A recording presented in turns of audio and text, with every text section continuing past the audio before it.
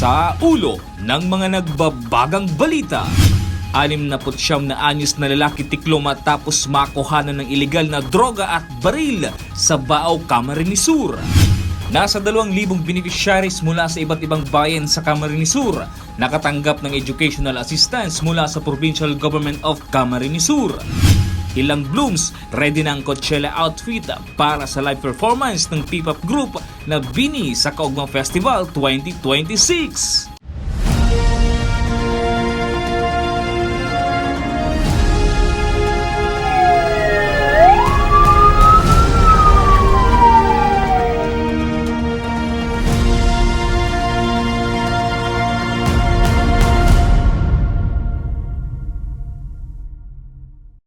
Magandang gabi. Narito ang mga maiinit na balita sa Camarines Sur. Tiklo sa isang buy-bust operation sa Bao, Camarines Sur ang isang senior citizen, residente ng Barangay Bulwang ng nasabing bayan nitong nakaraang araw. Nasamsam rito ang isang plastic sachet ng hinihinalang ilegal na droga na may bigat na higit sa 2 gramo na may street value na 13,600 pesos. Nakuha rin sa operasyon ng isang pistol na baril na may lamang bala. Sa ngayon, nasa pangangalaga na ng Bao Municipal Police Station ang suspect at mahaharap sa kasong Republic Act 9165 o ang Comprehensive Dangerous Drugs Act of 2002. Isang whale shark o butanding ang nalambat ng mga mangingisda sa bayan ng Ragay sa Camarines Sur nitong nakaraang araw. Matatandaan na nitong nagdaang buwan nang may namataan ding isa pang butanding sa bayan ng Bula sa parehong probinsya. Dahilan ng pagdagsa ng tinaguriang gentle giant sa Kamsur, pinaliwanag ng BIFAR. Alamin sa ulat ni John Amador. Pasado alas 11 ng gabi nitong April 17 nang malambat ng mga mangingisda sa karagatang sakop ng barangay Tangon Bula ang isang butanding. Nitong mga nagdaang buwan ngayong taon na mataan din ang nasa 100 butanding sa Ragay Gulf. Talagang ganda. So, alam ko po nakikita niyo po sa iba't ibang videos dun sa Ragay Gulf. Alam ko malapit dun sa Lower Omon, San Rafael. Ganda po, maganda. As of now, na-spotted natin yung 20, but isang araw po, mga almost 100 daw. So, sana totoo po.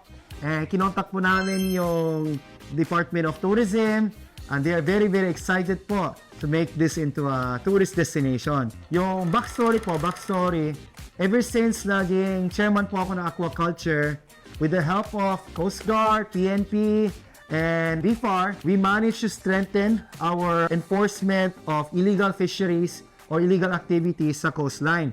So sa tingin ko po, over time, mga 6 months period, na gumanda po yung corals, may planktons, may maliit na isda, ganun ko na-attract yung whale shark sa ating dagat. Ayon sa BIFAR, ang ganitong mga gentle giants ay napupunta sa mga lugar na may mayamang karagatan kung saan sila nakakakuha ng pagkain. Ang karagatang sakop ng Bula, Camarines Sur kasabay na ang Ragay, Camarines Sur ay parte ng Fisheries Management Area 7 kung saan ito ay dinadaanan ng mga marine mammals, sharks, and rays. Ang presensya ng mga marine species sa isang lugar kagaya ng butanding ay indikasyon ng mayaman na karagatan dahil nandoon yung mga pagkain ng mga marine species na ito. Samantala, maingat naman pinakawalan ng butanding na aksidenteng sumabit sa lambat ng mga mangingisda na ayon sa BIFAR ay ang nararapat lamang na gawin dahil ang ganitong marine mammals ay hindi dapat hinuhuli o sinasaktan. Isa sa mga common threats ng mga marine species gaya ng butanding ang net entanglement dahil nagdudulot ito ng pagkasugat o kaya mga injuries sa kanila. Kaya napakahalaga ng awareness ng ating mga mangingisda at ang publiko. Ang butanding ay isang protected marine species kaya mahigpit na ipinagbabawal ang anumang uri ng pananakit, panghuhuli, pagbebenta o pang-aabuso sa species na ito. Patuloy na nagpapaalala ang BIFAR sa ating mga mangingisda at mamamayan na makiisa sa pangangalaga ng ating karagatan at yamang dagat. I-report ang anumang stranding incident sa mga lokal na otoridad o sa BIFAR Bicol. John Amador, CSN. Ilang araw bago ang inaabangang Kaugma Festival 2026, ilang official accommodation partner fully booked na dahil sa mga nag-advance booking na a-attend ng nasabing big event sa probinsya ng Camarines Sur. Si Sam Alano sa detalye. Ilang araw bago ang pinakaabangan at tinagurang hottest festival in the world, ang Kaugma Festival ng Kamsur. Fully booked na ang hotel sa Naga at Mangkalapit Bayan sa Camarines Sur. Tapos kasi anunsyo ang sorpresa magpe-perform ang P-pop sensation at Nation Girl Group na Bini sa Kaugma Festival ngayong May 30, inaasahan mas lalo pang dadami ang mga bibisita sa Kamsur. Isa sa mga accommodation facility na fully booked na ngayon pa lang ay ang Gilmar Casa de Canso sa bayan ng Pili na kilala sa private resort experience at relaxing ambience na swak para sa festival goers before and after the Kaugma Festival. Ayon sa resort owner, mabilis din nauubos ang kanilang booking slot lalo na ngayong papalapit na ang festival week. So every now and then po, in-expect namin talaga, especially this season, marami pong guests na dadating po. Ito pong tulong ng Kaugma Festival. Okay? First and foremost is there are some of our guests coming from other provinces, other cities, nearby cities. Okay? So they are looking for a place na we make it a point to make it a city within a city.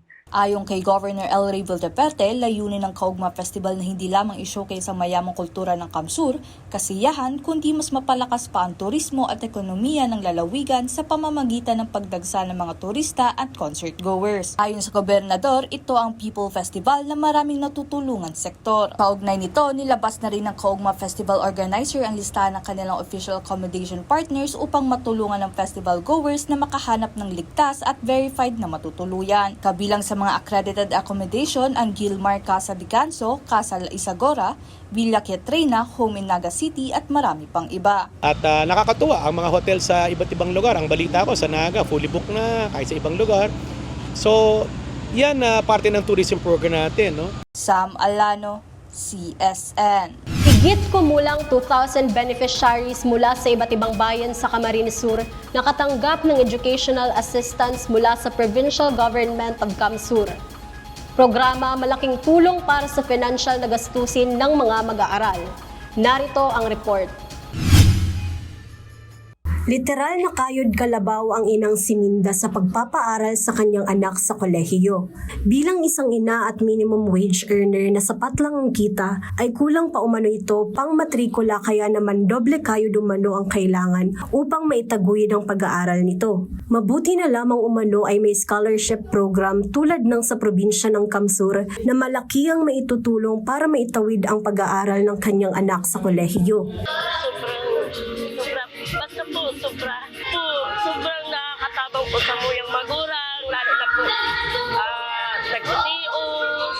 Samantala, para sa first-year education student na si Giancarlo, pribilehiyo umano ang educational assistance para sa mga katulad niyang nakararanas ng problemang pinansyal at nagsisikap na mag-aral ng mabuti. At ako lang tabang pang araw kaning scholarship hali po kay Gov nakakales po siya ng gastos and sa araw po kaning kantin-dating bagay and ako lang tabang na po siya, bako lang po sa kuya, sa kay mama po, saka sa pamilya ko. Nag-extra po, racket argan para at least may panggastos man po para sa oral. Ilan lamang sila sa nasa 2,000 na benepisyaryo na galing pa sa iba't ibang lugar ng Camarines Sur ang nakatanggap ng educational assistance sa Fuerte Kamsur Sports Complex nitong Martes, May 19. Tinatayang nasa 35,000 na estudyante na ang nabigyan ng educational assistance sa probinsya ng Kamsur na isa sa prioridad na programa ng pamahalang panlalawigan sa pamumuno ni Governor El Rey Vildeverte. Ayon sa gobernador, mas palalawigin pa umano ng pamahalaan ng pagbibigay ng asistensya at pagpapalawak sa sektor ng edukasyon para sa mga kabataan pagkat sila ang inaasahan at kinabukasan ng probinsya. Tuloy-tuloy tayo, all year round tayo, every semester, then dadagdagan niya dun sa mga freshman, yung mga nag-graduate, pinapalitan natin. Importante, mahirap ang buhay ngayon, mataas ang bilhin, mataas ang gasolina. Importante makatapos ang ating mga kabataan. Although sa ibang colleges ng government, libre na, kailangan pa rin ng panggas, pang-allowance. So yan, binibigyan natin educational assistance, yung iba scholarship sa mga private schools. Importante yan, dahil sabi nga, pag-asa ng bayan. Kung di naman natin tutulungan ng mga kabataan, mawawalan tayo ng pag-asa. So support tayo niyan. Ilang dekada na natin ginagawa. Kaya laking Nanghihingi pasasalamat ng mga benepisyaryo tulad ni Nanay Minda at Giancarlo sa patuloy na serbisyong binibigay ng probinsya dahil malaking tulong ito sa kanilang pag-aaral at sa pag-abot ng kani-kanilang pangarap. Salamat po kay Governor Elvi Pinaperte. Tasarok po si Aki ko sa napili po na maging scholarship dito po. Salamat dun po marami. Salamaton pong maritay ko po kamang araw ganing educational assistance na nakakatabang po para sa araw kong mga estudyante. And sa kulang tabang po, and kulang pasalamat po hali po sa kuya and sa pamilya ko po. Jam Garcia, CSN. Ilang blooms, ready na ang Coachella outfit para sa live performance ng P-pop girl group na BINI sa Kaugma Festival 2026. Outfit inspo pinasilip. Sa ulat ni Sam Alano.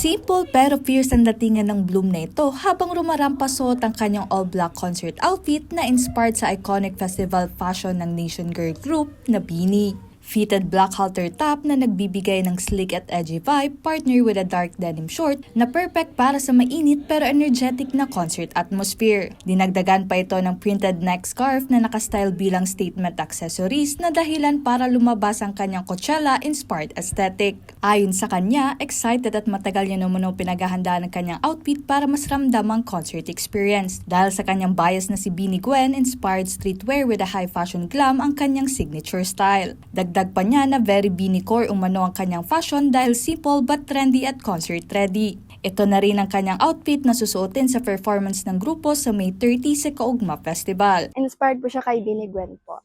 Kasi gusto ko po yung fashion ni BINI Gwen po. Chic lang po, very it girl po. Very very simple, very it girl, chic lang po, very hot. Super duper excited po since first time ko po sila makikita and sa Kaugma pa po.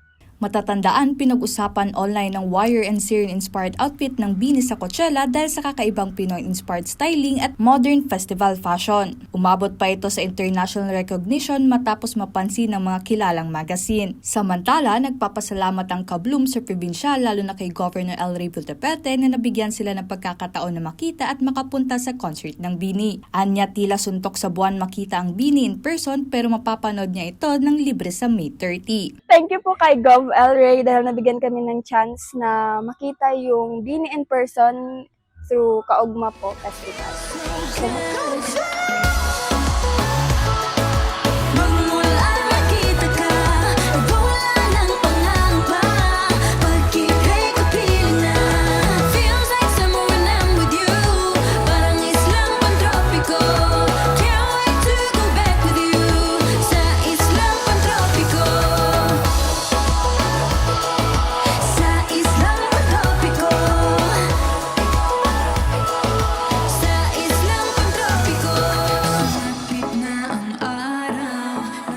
Sam Alano, CSN.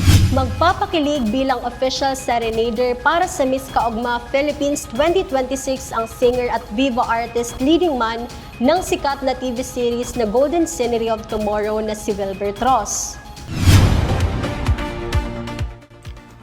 Marhay na adlaw Kamsur, this is Wilbert Ross and I'm so excited because I'll be in Camarines Sur this coming May 28 for Miss Kaugma Philippines 2026. So I'm inviting you all to support your favorites at syempre, sabay nating haranayan ng mga magagandang dilag sa Kamsur Uptown 6pm. Gaganapin ang Coronation Night ng Miss Kaugma Philippines 2026 ngayong May 28 sa Kamsur Uptown. Ilan rin sa dadalo bilang judges ay sina Miss Universe Philippines 2021 Beatrice Luigi Gomez, Miss World Asia 2025 Krishna Marie Gravides at marami pang iba. At yan ang maiinit na balita sa Camarines Sur. Ako si Jam Garcia, Diyos mabalos sa pagtitiwala.